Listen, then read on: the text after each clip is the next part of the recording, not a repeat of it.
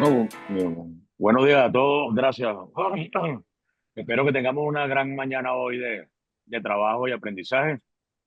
Iniciamos con uno de los, por decirlo así, de los temas más importantes, más relevantes y más dinámicos en los últimos años de la cardiología, que es la insuficiencia cardíaca.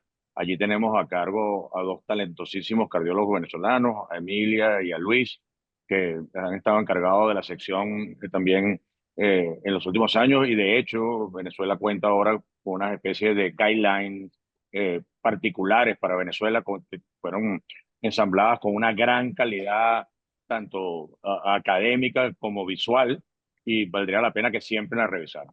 Le voy a dar la palabra a Emilia o a Luis, cualquiera de los dos. Supongo que Emilia, que es la dama, y la profesora universitaria de Valencia. Gracias. Bueno, como siempre, es un gusto estar con ustedes. Quiero felicitarlos como siempre públicamente. Lo hago en privado, pero en público es importante para mí hacerlo. Bueno, vamos a empezar porque la insuficiencia cardíaca, como tú bien dijiste, está dando mucho de qué hablar, gracias a Dios, porque tenemos más cosas con que tratar a los pacientes como en la etapa final del continuo cardiovascular. Los voy a dejar con Luis para que presente a la primera conferencista y bueno, luego continuamos con el segundo y la sesión de preguntas y respuestas. Pueden hacer sus preguntas por el chat si lo desean. Adelante, Luis. Gracias, Emilia. Buenos días. Fuerte abrazo a José Miguel, Juan Amaro. Un segundo nada más para decirle que les felicito siempre porque esta iniciativa de Luis Meca es algo realmente envidiable. El cerrar el año con un refrescamiento de todo lo bueno que sucedió durante todo el año a nivel mundial, pues una idea maravillosa. Así que siempre se mantenga. Bueno, me toca presentar a la doctora Danielis Marcano para dar inicio a nuestro bloque. Ella es médico cirujano de la Universidad de Oriente, es especialista en cardiología del Hospital Domingo Luciani y es cardiólogo clínico actualmente en Lechería. Tuvo una lamentable, por lo breve, pasantía por aquí por Cumaná, donde dejó muestras de su calidad profesional. Y bueno, por cuestiones del destino tuvo que irse a Lechería, pero siempre se mantiene cercana a nosotros. Danieli nos va a hacer un resumen de 4 estudios importantes. Y bueno, para ganar más tiempo, vamos a dejarle y permitir que ella arranque de una vez y como decía Emilia, al final hacemos vayan hacemos el recuento con todas las preguntas y vayan escribiendo en el chat, por favor, para hacer esto bastante interactivo. Adelante, Danielis. Hola, buenos días. Primero que nada, gracias al comité organizador de este VidMeca, al doctor Luis y a la doctora Emilia por la invitación. Vamos a dar inicio al bloque de insuficiencia cardíaca, en donde el primer estudio del que vamos a hablar es el estudio STEP-EIF en pacientes con diabetes, cuyo objetivo fue comparar la eficacia y seguridad de semaglutide entre pacientes con insuficiencia cardíaca y fracción de eyección preservada relacionados con obesidad y diabetes mellitus tipo 2.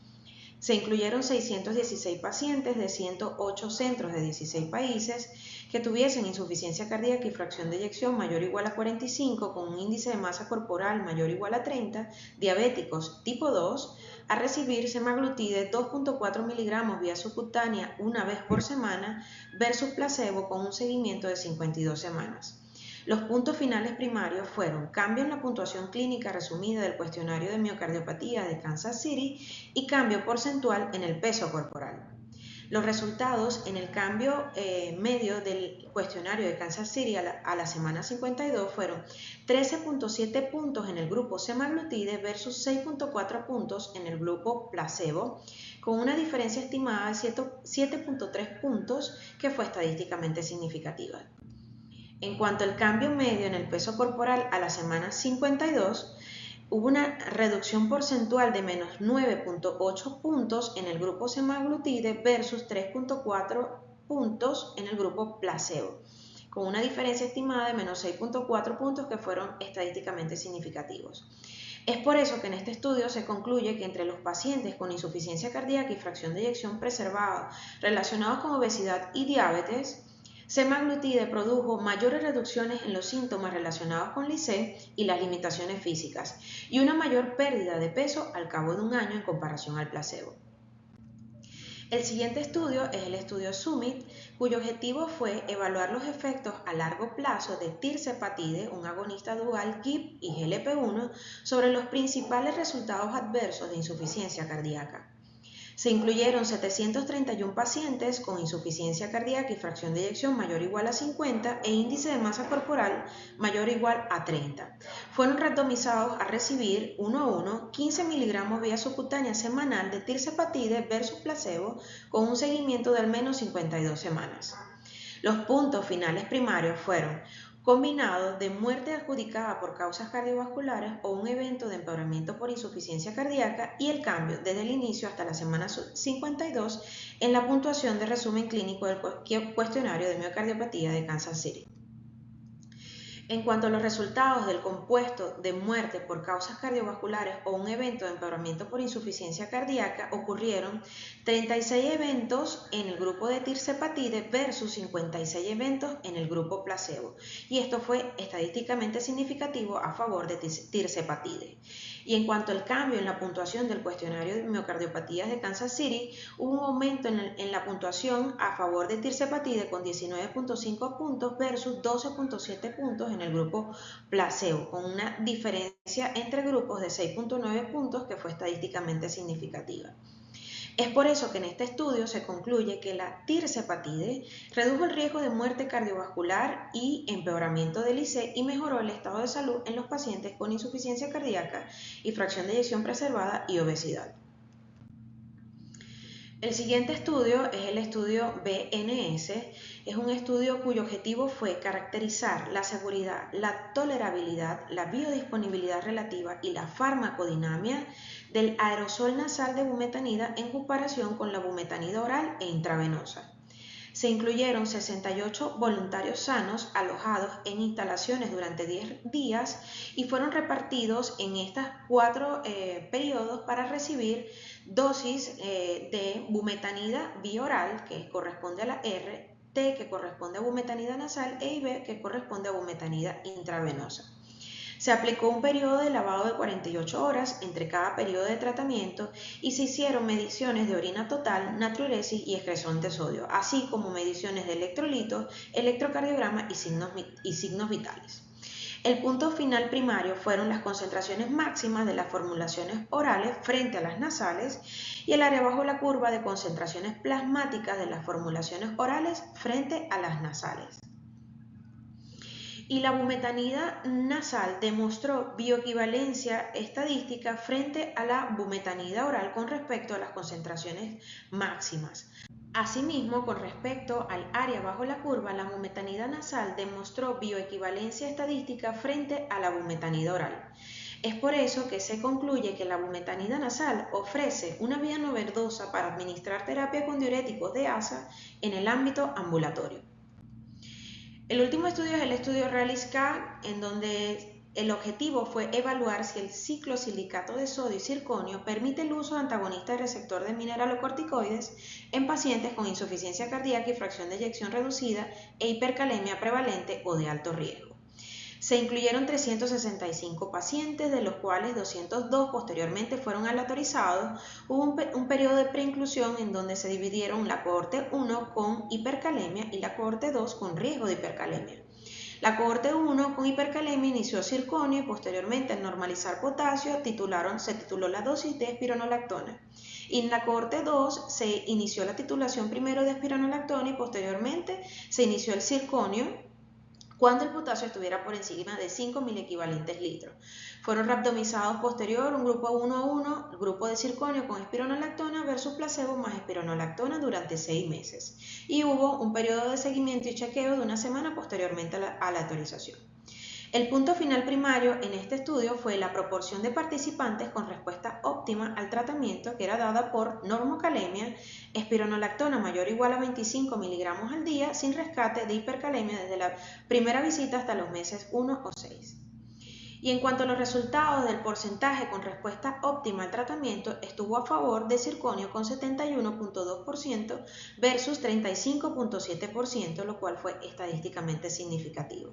Es por eso que en este estudio se concluye que en pacientes con insuficiencia cardíaca y fracción de eyección reducida, sintomática e hipercalemia, el circonio condujo a grandes mejoras en la optimización del uso y la dosis de antagonistas de receptores de mineralocorticoides y los niveles de potasio, y redujo el riesgo de hipercalemia y la reducción de la dosis o la interrupción de la espironolactona. Gracias. Bueno, a continuación vamos a tener al doctor Leison Quijada Subero. Él es especialista en medicina interna y cardiología. Es ganador de las jornadas de posgrado de la Sociedad Venezolana de Cardiología en el 22. Actualmente se encuentra en Ascardio realizando un fellow de electrofisiología y es miembro de la Sociedad Venezolana de Cardiología. Adelante, Leison. Hola, buenos días a todos. Es muy grato estar con ustedes y compartir en el Big Meca. Y en los siguientes 10 minutos vamos a abordar 5 ensayos clínicos sobre insuficiencia cardíaca presentados en el Congreso Europeo de Cardiología y en el ACC del presente año. El primero de ellos es el RELIEF-HF Trial, el cual busca evaluar la seguridad y eficacia de la creación de un shunt interauricular más el implante de un dispositivo Ventura en pacientes con insuficiencia cardíaca independientemente de la fracción de eyección. Estos pacientes se encontraban recibiendo tratamiento médico óptimo, la dosis máxima tolerada y aún así persistían sintomáticos. La hipótesis de este estudio es que con la creación de este shunt interauricular, pues se crearía un mecanismo de autorregulación de la presión auricular izquierda y de ese modo estaríamos mejorando los síntomas y disminuyendo, mejorando el pronóstico de la insuficiencia cardíaca. Vemos que es un estudio multicéntrico, se randomizaron 508 pacientes. La randomización toma en cuenta una estratificación de la FEI menor y mayor a 40%. 250 pacientes recibieron el dispositivo Ventura y 258 pacientes recibieron un procedimiento placebo. Se hizo un corte a los 30 días. Aquí se evaluó la seguridad del implante del dispositivo y a los 12 meses y 24 meses pues se evaluó un compuesto de eficacia tomando en cuenta la mortalidad por todas las causas, la necesidad de un trasplante cardíaco o de implante de un dispositivo de asistencia ventricular izquierda, el empeoramiento de la insuficiencia cardíaca. Entonces, esos fueron los eventos evaluados en la eficacia. Y observamos que en el punto final primario, específicamente en la seguridad, no hubo registro de eventos en el grupo de pacientes a los cuales se le implantó el dispositivo Ventura, lo cual nos dice que es bastante seguro. Y con respecto a la seguridad, a la eficacia, evaluada a los 2 años de seguimiento con los criterios mencionados, pues no fue favorable, no hubo una significancia estadística, por lo tanto, no mejora el compuesto clínico. Entonces, cuando observamos el porcentaje de eventos cardiovasculares en base a la fracción de eyección, vemos que los pacientes con FEV reducida se beneficiaron más del dispositivo con un menor porcentaje de eventos cardiovasculares en comparación al grupo placebo. Y aquellos pacientes con FEV preservada, pues tuvieron una duplicación del porcentaje de eventos cardiovasculares en comparación al grupo placebo. No hubo mejoría de la calidad de vida, eso se midió con la escala de Kansas City, lo cual fue no estadísticamente significativo. Como conclusión, el implante de una derivación interauricular transcatéter fue segura, pero no mejoró los resultados clínicos en los pacientes con insuficiencia cardíaca a 2 años de seguimiento. Observamos que los pacientes con FEV reducida tuvieron un mayor beneficio en cuanto a que tuvieron un menor porcentaje de eventos cardiovasculares, en cambio los pacientes con FEV preservada, pues los eventos se duplicaron. El siguiente estudio es el Fine Arts, el cual busca evaluar la eficacia y seguridad de la finerenona en pacientes con insuficiencia cardíaca y fracción de eyección levemente reducida y preservada. Sabemos que los antagonistas, los receptores mineralocorticoides, tienen eficacia comprobada en pacientes con IC y FEV reducida. Sin embargo, en este perfil de pacientes, la evidencia permanece débil. Se trata de un estudio randomizado, doble ciego, controlado con placebo, en el cual se randomizaron 6.001 pacientes al grupo de finerenona. Esta dosis de finerenona fue dosificada de la siguiente manera. Aquellos pacientes que tenían tasa de filtración glomerular menor a 60 ml se inició con dosis de 10 miligramos hasta alcanzar una dosis máxima de 20 miligramos. Y aquellos que tenían tasa de filtración glomerular mayor a 60 ml minutos se inició con dosis de 20 miligramos hasta una dosis máxima de 40 miligramos. Se tomó en cuenta las variaciones del potasio y descensos de la tasa de filtración glomerular para ajustar la dosis. Se hizo seguimiento al mes, cada 3 meses durante el primer año y luego cada 4 meses después del año, con visitas telefónicas entre ellas. ¿Cuál es el punto final primario? Busca evaluar la muerte cardiovascular y total de eventos por insuficiencia cardíaca. Veamos el punto final primario en cuanto a eficacia, pues vemos que hubo una reducción del 16% del riesgo relativo en cuanto a este compuesto primario estadísticamente significativo. Sin embargo, cuando evaluamos por separado este compuesto, la mortalidad cardiovascular, pues la curva no se separa lo suficiente y toca la unidad, por lo tanto no fue estadísticamente significativo. Y ese compuesto, pues obviamente dio favorable, tomando en cuenta a la gran reducción de los eventos cardiovasculares por insuficiencia cardíaca. Como conclusión, la finerenona redujo el compuesto final primario de muerte cardiovascular y total de eventos por insuficiencia cardíaca, sin embargo, no redujo mortalidad cardiovascular, asimismo mejora calidad de vida. Continuamos con el FINE-HEART, el cual es un metaanálisis que recoge la data de los ensayos clínicos Fidelio-DKD, Figaro-DKD y el FINE-HEART. Con esto se evaluaron más de 18.000 pacientes y se completa la data para evaluar la eficacia y seguridad de la finerenona en todo el espectro cardiorrenal metabólico. Fíjense que las comorbilidades más frecuentes observadas estuvo representada por la diabetes mellitus y la enfermedad renal crónica en un 77.5%, seguido por los pacientes que tenían las tres comorbilidades, representando un 12.1%. Esto es importante porque obviamente nos da mayor robustez al momento de interpretar los resultados.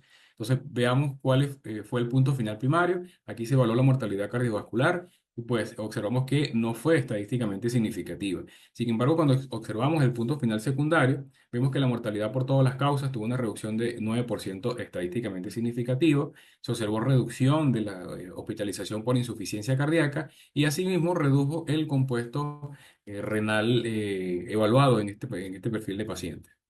Entonces, para finalizar, la finerenona redujo la mortalidad total, las hospitalizaciones por insuficiencia cardíaca y el compuesto renal, pero no la mortalidad cardiovascular en todo este espectro cardiorrenal metabólico.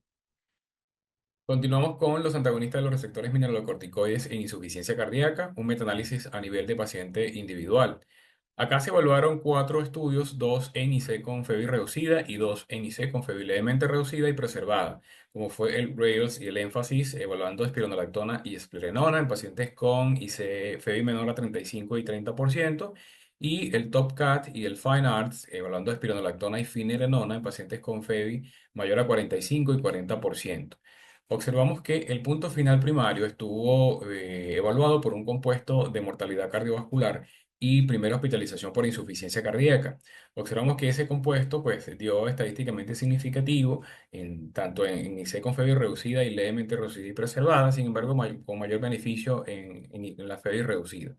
Pero cuando separamos esos compuestos, vemos que la hospitalización por insuficiencia cardíaca, pues dio estadísticamente o permanece estadísticamente significativo en todo el rango de FEBI. Sin embargo, al evaluar la mortalidad, esto ya lo sabíamos, el beneficio se ve más que todo en el paciente con fracción de eyección reducida.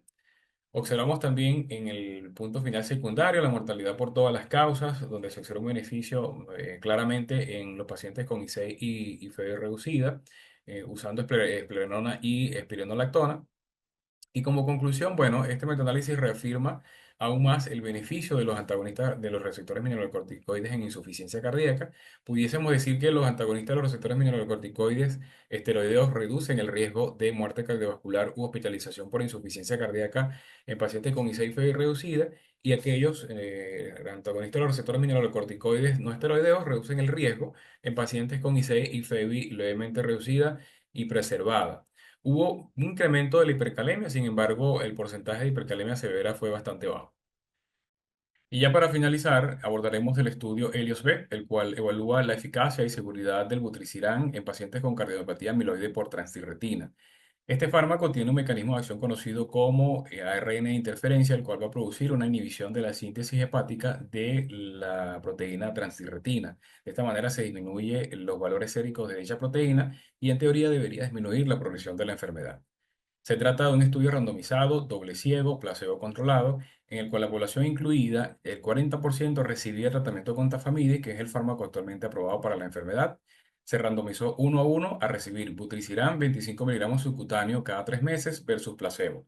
El punto final primario que se busca evaluar es mortalidad por todas las causas y eventos cardiovasculares recurrentes, evaluados a los 36, 33 y 36 meses, en una población general que se refiere al paciente que ya estaba recibiendo el tafamidis y también adicionalmente se le agregó el vutrisiran, y una población en monoterapia que solamente estuvo representada por el 60% en aquellos pacientes que únicamente recibieron vutrisiran.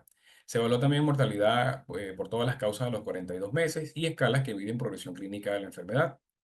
En el punto final primario, pues observamos que hubo una reducción estadísticamente significativa tanto en la población general como en la población en monoterapia, con una reducción de 29 y 33% respectivamente. Las escalas que miden progresión clínica de la enfermedad, pues todas se observó esta significancia estadística. Asimismo, la mortalidad por todas las causas a los 42 meses también tuvo una reducción estadísticamente significativa.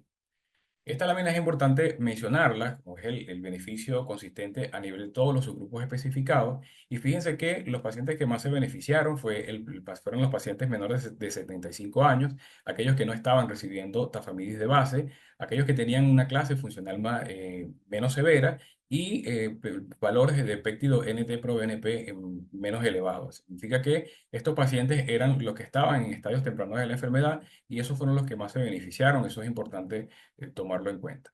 Como conclusión, el vutrisiran redujo el riesgo de muerte por cualquier causa y de eventos cardiovasculares recurrentes a los 42 meses de seguimiento, demostró un beneficio significativo en diferentes medidas de progresión de la enfermedad, preservó capacidad funcional y calidad de vida, y bueno, representa un aspirante potencial para el estándar de tratamiento en pacientes recién diagnosticados y aquellos que se encuentran recibiendo terapias estabilizadoras como lo es el tafamidis. Por su atención, muchísimas gracias. Nos vemos en la discusión.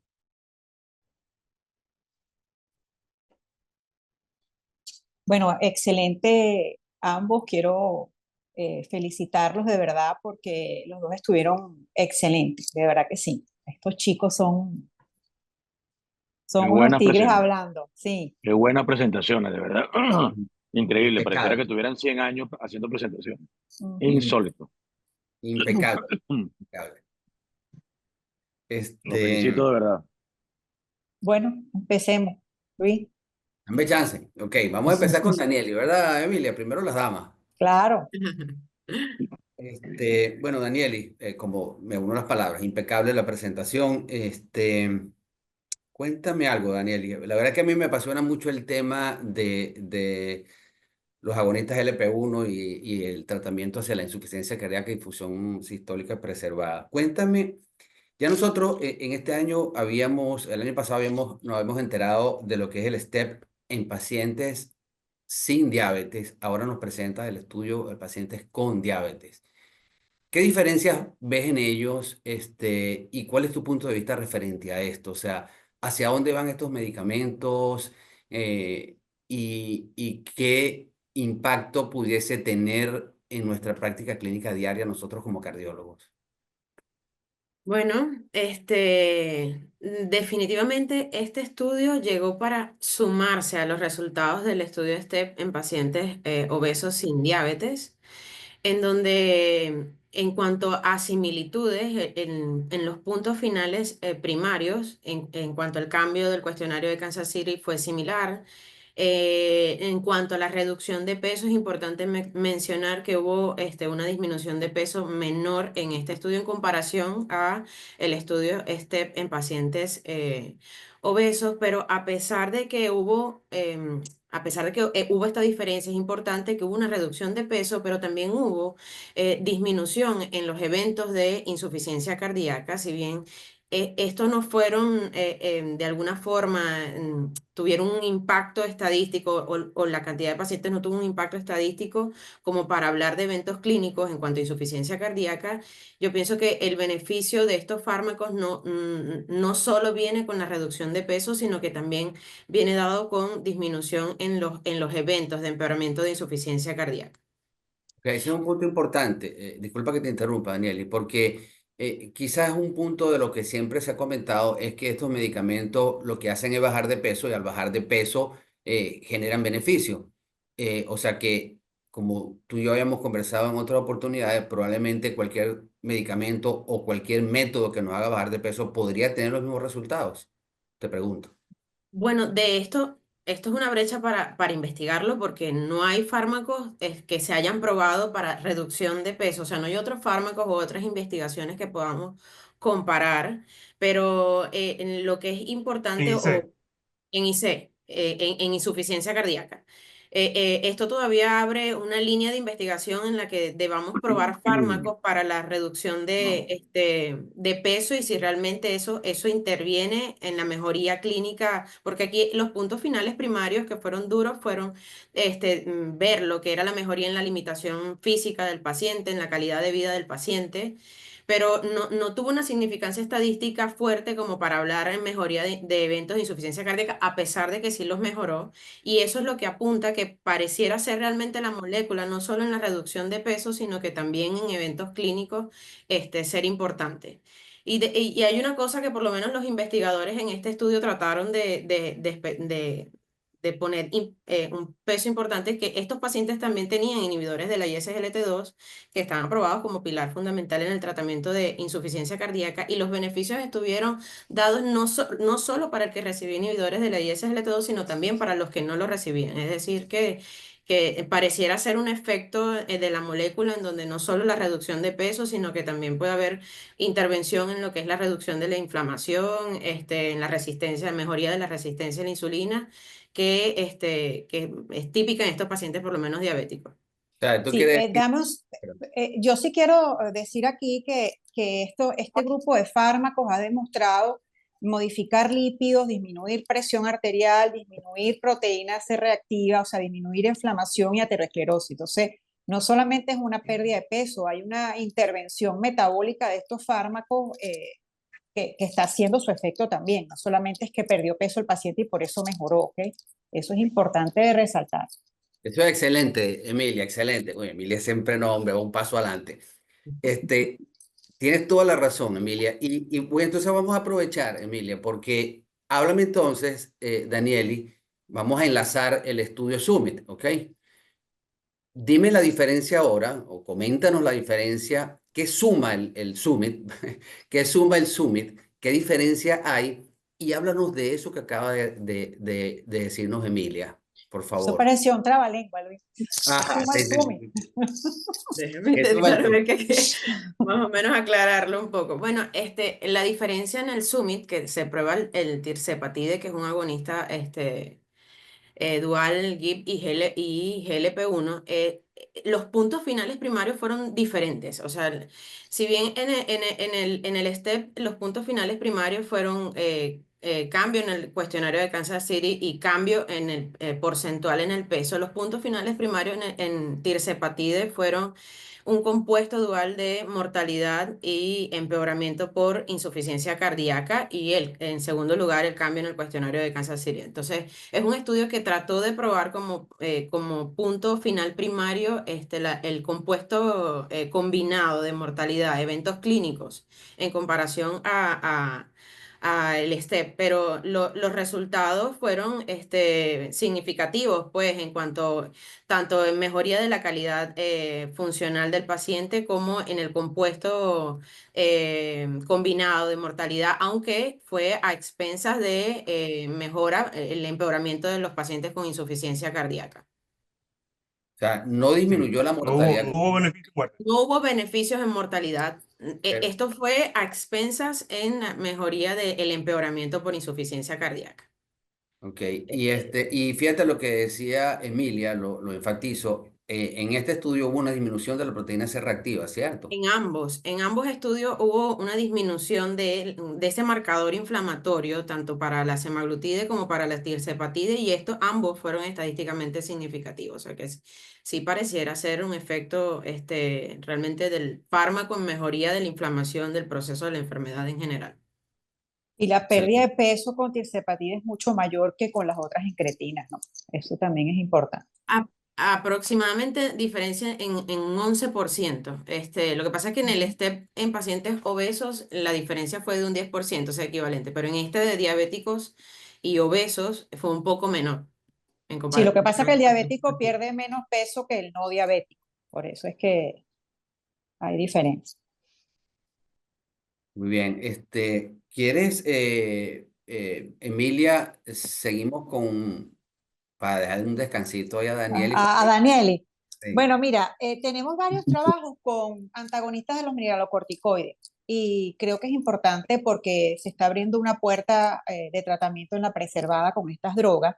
El estudio Fine Arts probó finerenone en pacientes con insuficiencia cardíaca y fracción de eyección preservada, pero yo quisiera, Leison, que me dijeras un poquito si dentro de, porque la fracción de eyección, determinarla siempre es un problema, ¿no? Ha sido muy arbitrario la determinación, algunos trabajos usan más de 40% para preservada, entonces la medianamente reducida queda como excluida, etcétera. Dentro del Fine Arts, todas las fracciones de eyección dentro de lo que se estimó para preservada, que en este estudio fue más de 40, ¿respondieron igual a la fenirrenone o hubo diferencia?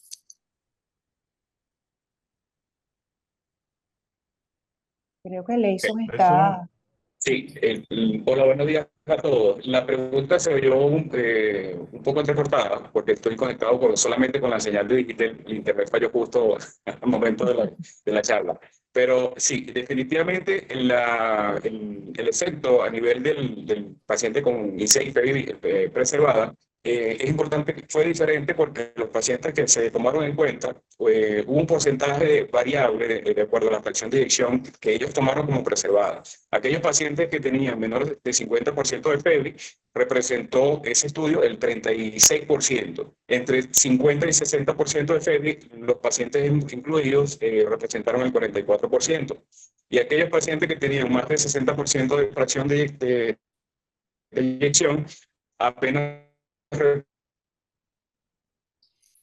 Leison, si quieres quita la cámara representó para el ver si... 19%. Leison, A partir de ese rango de FEBRI, sí. quita la cámara para que podamos escucharte mejor quizás. Ahora prueba. Ahora, ¿se oye? Sí, perfecto. Ajá, Dale. ¿se oye?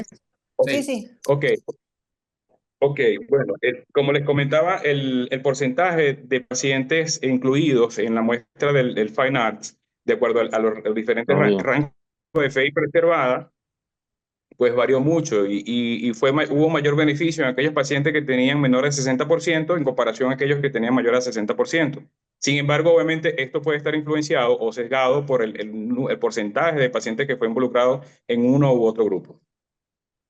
Sí, yo quise resaltar eso porque los pacientes que tenían menos de 50% de fracción de eyección, que era el porcentaje más grande de ese trabajo, fueron los que se beneficiaron más. Los que tienen más de 60, el beneficio toca la unidad en los radio y eso hace que quizás haya que separar también las fracciones de eyección en preservada, porque pareciera que a medida que mejora la fracción de eyección, pues empeora el resultado, o sea, o el beneficio es menor. También está el Fine Heart, que es un metaanálisis donde se une toda la data de finerenone, tanto en los pacientes con enfermedad renal como con insuficiencia cardíaca. Aquí sí hay todo el espectro de la insuficiencia cardíaca. Y en este estudio, por supuesto, se reproduce la evidencia de que disminuye empeoramiento de insuficiencia cardíaca, pero no mortalidad. ¿Hay algo que resaltar en el diseño estadístico que pudiera haber influenciado sobre esto? Sí, definitivamente es importante recalcar que, fíjense, cuando se evaluó la mortalidad, se observó una reducción del riesgo relativo de apenas 9%, no estadísticamente significativo. Sin embargo, cuando se hizo ese análisis, no se incluyeron las muertes indeterminadas. Cuando se hace el análisis incluyendo esas muertes indeterminadas, se observa una reducción del 12%, lo cual fue estadísticamente significativo. Esto nos dice que, bueno, definitivamente necesitamos más estudios para poder reafirmar el beneficio de esta droga en cuanto a la disminución de la mortalidad cardiovascular. Sí, eso es importante porque no podemos condenar una droga porque no dé mortalidad, porque sí dio beneficio en preservada, lo cual ha sido bastante difícil esta patología para poderla tratar. Luis, ¿ibas a decir algo? Sí, que cuando tú haces la suma de todos los estudios te das cuenta que estás tratando a un grupo de pacientes muy enfermos. O sea, pacientes con diabetes, pacientes que tienen enfermedad renal, pacientes que tienen insuficiencia cardíaca, son pacientes muy enfermos. Y esa suma de muertes indeterminadas, definitivamente, aunque debe aclararse, puede aglutinar mortalidad de estas índoles. O sea, que podías estar dándole un beneficio a un paciente sin duda alguna. Sí, pero el deber ser es sacarlo si no sabes de qué murieron, ¿no? Pero, Sí, por eso puede haberse influenciado el resultado. Y hay un metaanálisis también de antagonistas de los mineralocorticoides, mucho más amplio, porque están todos los estudios como icónicos de ellos, está el RALES, el EFESUS, y los estudios con finerenone, o sea, está todo el espectro de la fracción de eyección, y quisiera, Leison, que me dijera, con la evidencia que tenemos hasta ahora, en qué pacientes utiliza espironolactona, en qué pacientes utiliza finerenone. Bueno, ya tenemos un valor de corte en cuanto a eficacia de los antagonistas de los receptores mineralocorticoides esteroideos, como fue el beneficio de reducción de mortalidad en los pacientes con ICE y FEBI reducida. Y actualmente, bueno, se suma esta evidencia con la finerenona. Sin embargo, lo que observamos allí es que no hubo una reducción de mortalidad, solamente hay una reducción del riesgo de presentar eventos por insuficiencia cardíaca. Entonces, tomando en cuenta estos resultados, pudiésemos decir a grosso modo que obviamente los antagonistas, los receptores mineralocorticoides, los haríamos en IC con FEBI reducida, con el objetivo de reducir eventos y mortalidad, y los antagonistas de los receptores mineralocorticoides no esteroideos, como la finerenona, usarlo en FEBI preservada, pero ya sabes que el objetivo de esto es disminuir el porcentaje de eventos por insuficiencia cardíaca, más no mortalidad. Sí, hasta ahora esa es la evidencia que hay, spironolactona y esplerenone para reducida y finerenone en un futuro, aún no en las guías, para preservar. No sé si quieres continuar con Daniel y Luis. Sí, sí, vamos a darle un descansito ahora, Alexo. Bueno, Daniel, Está conectado así con las uñas. sí, sí, sí, el hombre está nervioso, pero por la conexión, ¿no? Literalmente, así es. Daniel, cuéntanos un poquito sobre lo que te parece en la práctica clínica, el estudio BNS con la presentación de bumetamina en spray nasal. Bueno, a mí me pareció esto algo súper novedoso. O sea, los autores quisieron intentar ubicar un fármaco que se pudiese utilizar que impidiera el metabolismo hepático, todo el metabolismo de primer paso y evitara la hospitalización para colocación de furosemida endovenosa. Y bueno, realmente los resultados de la bumetanida nasal son novedosos como droga, porque demostró tener bioequivalencia en cuanto a calidad, seguridad en el fármaco y equivalente a utilizar bumetanida bioral en cuanto a muchos parámetros, pues, y no solo en concentración máxima, sino también en otros parámetros que ellos investigaron. Lo hizo en menor tiempo en comparación a la bumetanida oral. El efecto de diuresis o orina fue equivalente también en cuanto a la bumetanida oral y ligeramente inferior a la bumetanida intravenosa, que eso son datos importantes, igual que de natriuresis en este fármaco. Así que definitivamente los resultados son geniales, como una alternativa para estos pacientes que a veces se les es complicado tener de pronto un acceso incluso periférico, o poder utilizarlo como una alternativa con buenos resultados en estos pacientes. Todos nosotros nos toca, que manejamos pacientes con insuficiencia cardíaca, nos toca ese grupo de pacientes que ya está llegando en su evolución a un punto en que cada cierto tiempo, indiferentemente que venga tomando su medicación muy bien tomada, empieza a hacer intolerancia al diurético bioral, y uno tiene que buscar la forma de estar dándole prescripciones endovenosas para poderlo volver a bajar. Y yo creo que, wow, esta sería una herramienta excelente, Un excelente. salto cuántico es esto, de verdad que sí. Sí, ¿verdad, Emilia? Sí, cierto. Sí, ¿sabes cuántos pacientes que tú tienes que hospitalizar? Los hospitales de día, una de las razones en insuficiencia cardíaca por la que se crearon fue precisamente la congestión, que tú la puedes resolver sin abordar intravenoso a ciertos pacientes, por supuesto, es un salto cuántico, de verdad que sí. Y en ese orden de ideas, cuéntanos, Danielis, de la posible utilidad que pudiéramos tener con estos medicamentos para controlar la hipercalemia y de esa forma asegurar mejor el tratamiento para la IC. En cuanto al estudio Realis se refiere, ¿no? Exactamente. Bueno, los resultados de este estudio también son estadísticamente significativos en cuanto a el uso de medicamentos como circonio para poder titular la dosis del antagonista de receptor de mineralocorticoides a dosis óptima.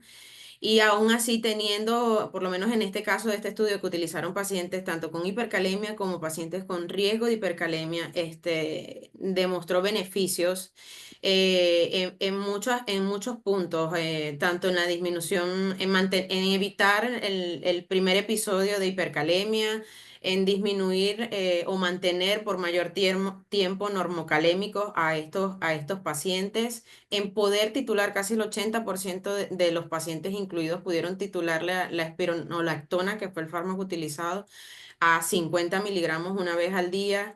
Eh, Genial, pero claro, siempre hay un punto importante que siempre, por lo menos en este caso hay un pero que en cuanto a los efectos secundarios, hubo evidencia de edema y eventos de insuficiencia cardíaca más en el grupo de circonio en comparación a placebo. Y bueno, eso puede estar dado por el mecanismo de acción de este fármaco en el que él capta a nivel gastrointestinal potasio y amonio y los intercambia por sodio, hidrógeno, y bueno, quizás es allí donde haya arrastre de agua y se vea esté influenciado en eso estos efectos adversos. Exacto, sí, ese es un comentario interesante que se hace a la par del estudio, que es que hubo lo que ellos llamaron empeoramiento de la insuficiencia cardíaca relacionado por mayor edema en estos pacientes. Eso es un buen punto. Este, no sé si Ahí quieran. también habría que ver, sí, ahí también habría que ver, porque generalmente el paciente con insuficiencia cardíaca que hace hipercalemia, generalmente es el paciente más avanzado, pues que tiene una insuficiencia cardíaca más avanzada, porque bueno, estás interviniendo un riñón que ya está afectado por la insuficiencia cardíaca y bueno, estás echándole leña al fuego, ¿no? Entonces, habría que ver en ese estudio el grupo que desarrolló edema, porque claro, ese intercambio es pequeño, entonces si te influencia, quiere decir que estás en un estado avanzado de la enfermedad, entonces también eso es importante porque ese es el paciente que, bueno, que da más trabajo, que va peor y que se beneficia menos. Entonces, también habría que ver ese punto que es importante. Eso es muy cierto, Emilia. De hecho, me lo comentaba Danieli.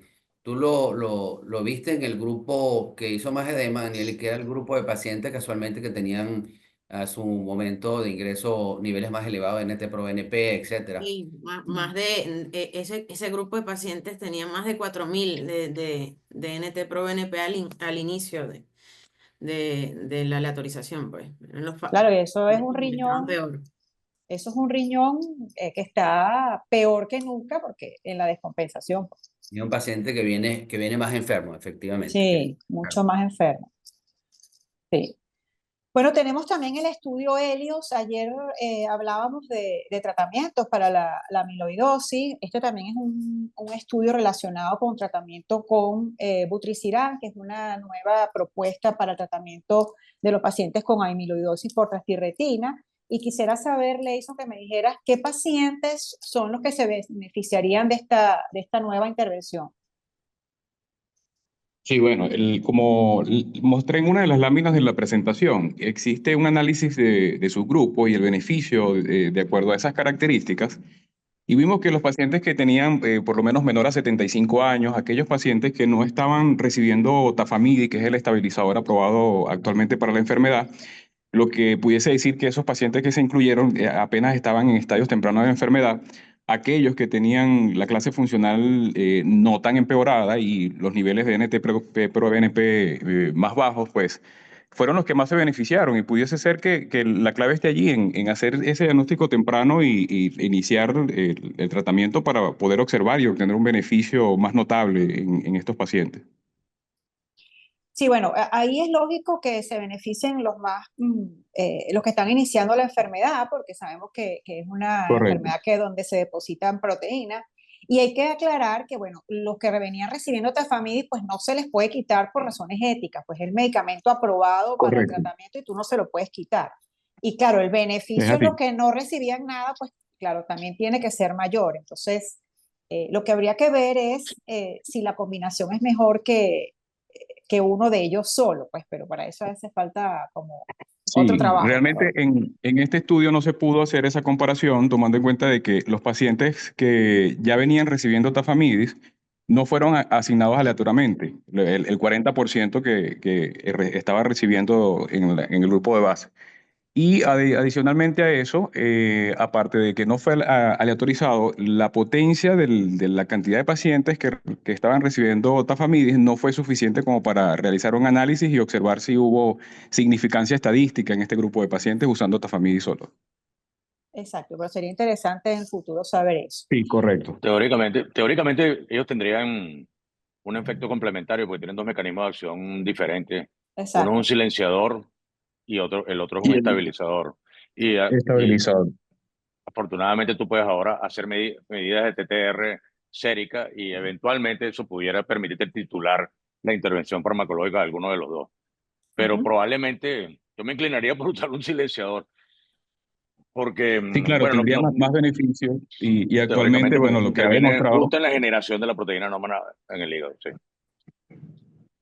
De Lo que acuerdo. pasa es que también depende en qué estadio de la enfermedad estés, No, porque por supuesto, siempre que sea temprano, pues, porque una vez que está exacto, avanzado, ya tú tienes toda la proteína depositada y de ahí, no modificas nada. El corazón se va a quedar como está, simplemente no va a empeorar.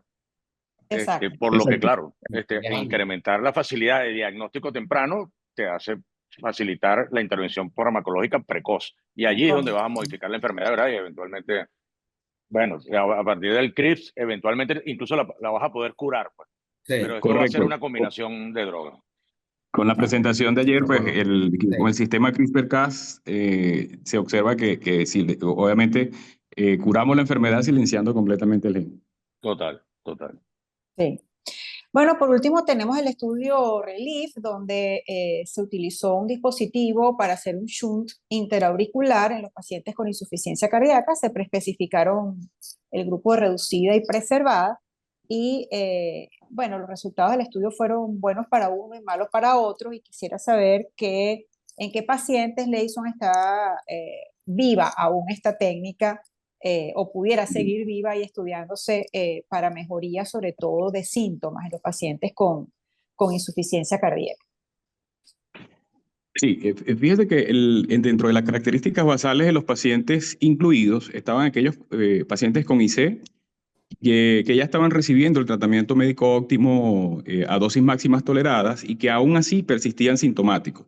Y de hecho, el mayor porcentaje en cuanto a clase funcional se encontraban los pacientes con clase funcional 3. Entonces, la característica de estos pacientes, pues pacientes bastante enfermos y los cuales no teníamos ninguna otra herramienta que ofrecerle. Y a su vez, bueno, se hizo una división en cuanto a la fracción de eyección. Ellos tomaron en cuenta el valor de corte de 40 para mencionar menor de 40 aquellos con fracción de eyección disminuida y a partir de 40, pues aquellos con fe preservada, según lo que describe en el estudio. Entonces, el beneficio, a pesar de que no tuvimos una significancia estadística en cuanto a la escala que mide progresión clínica, pues en cuanto a los parámetros ecocardiográficos, sí hubo una mejoría importante en los pacientes con IC con fiebre reducida y adicionalmente cuando se hizo la comparación en cuanto a eventos cardiovasculares en estos dos grupos, se observó un menor porcentaje de eventos cardiovasculares en comparación al placebo en el grupo con fiebre reducida. Por lo tanto, el beneficio pues, se inclina más a los pacientes con fiebre reducida, sin embargo, no tenemos actualmente una confirmación de reducción de mortalidad, pero es una línea importantísima y que necesitamos más estudios para poder definir específicamente el perfil de pacientes con IC y fiebre reducida que se va a beneficiar para reducir esa mortalidad. Por otra parte, no podemos olvidar o desechar completamente la posibilidad o la probabilidad de que el paciente con fiebre preservada se va a beneficiar, porque de hecho existen estudios actualmente que de esos análisis de los estudios previos a como fue el Reduce Lab HF, pues allí se del grupo de pacientes con FEI preservada, un pequeño porcentaje se benefició.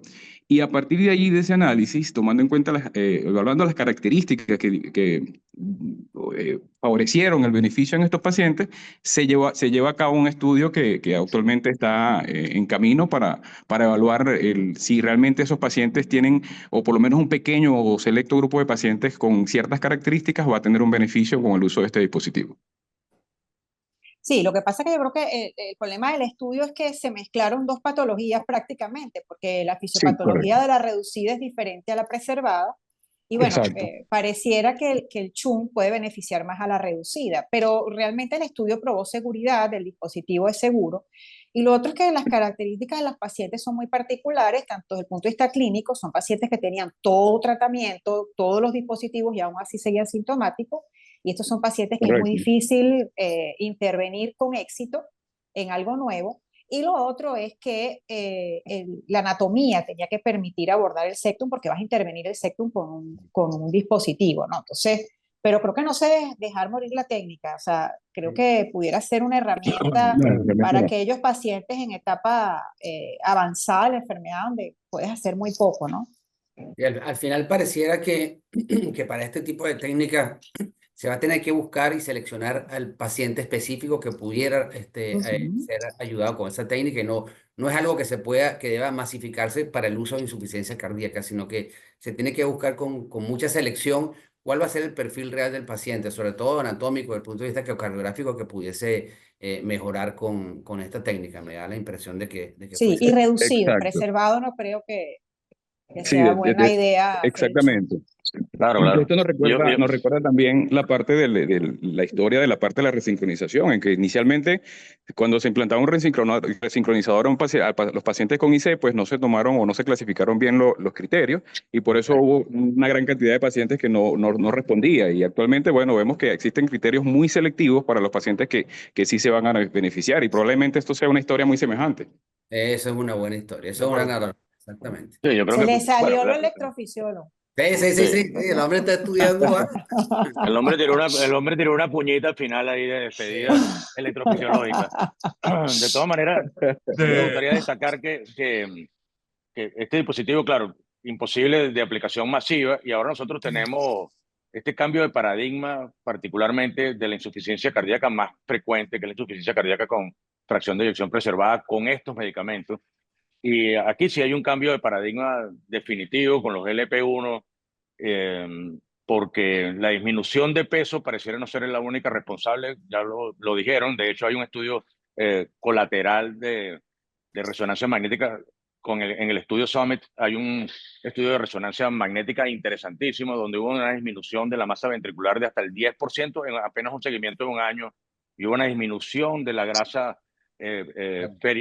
epicárdica y pericárdica de hasta 32 milímetros cúbicos en apenas un año. O sea que hay una transformación estructural del corazón, hay una disminución de toda la coraza grasosa que de alguna manera actúa para incrementar la disfunción diastólica, por lo que yo creo que estos medicamentos son un verdadero cambio de paradigma, porque la mayoría de los pacientes que nosotros vemos ahora, a diferencia de cuando yo crecí, lo que veía era disfunción sistólica. Ahora los pacientes son más añosos, tienen disfunción diastólica, corazones rígidos y función preservada, son obesos y entonces tienen función, y son mujeres y todos tienen función preservada. O sea que aquí está el corazón del asunto para tratar de disminuir los síntomas de una enorme población en riesgo. Y estos dos medicamentos, la finerenona, que espero yo que las guías que vienen el próximo año la puedan incorporar, porque sería, de hecho, el 45% en el estudio